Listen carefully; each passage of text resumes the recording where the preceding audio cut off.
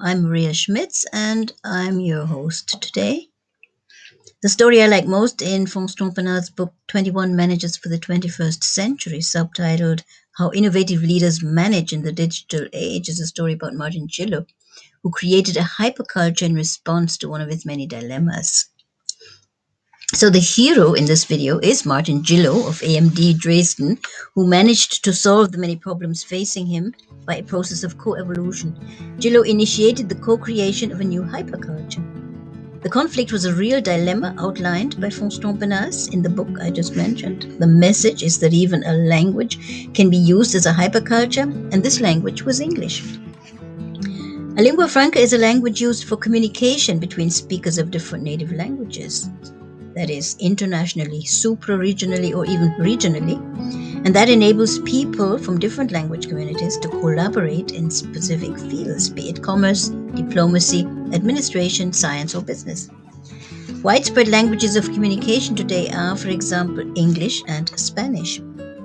On a global scale, the current largest lingua franca among non-native speakers of English is English. And for a long time, Latin was a lingua franca in theology and the sciences, while French was a lingua franca in diplomacy. Why is it that English has been in the lead for years now? Well, it's because English is now, or has been for a long while, the language of business, the language of the media, the language of advertising and technology, but also the language of global commerce, of international diplomacy, of air traffic control, and of the majority of academic journals. Practically everything that makes the business world go round. A hyperculture has several definitions, one of which is the natural outcome of living in a digitally connected society capable of rapid communication.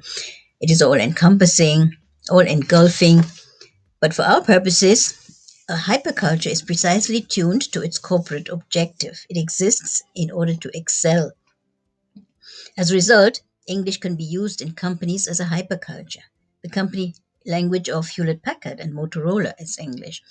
At AMD Dresden, Martin Gillo, who had the task back then of getting East and West Germans and Americans to collaborate harmoniously towards a specific goal, used English as a hyperculture, a medium in which neither one nor the other culture dominated. The hyperculture was organized around a task like no other, and of necessity had to be unique.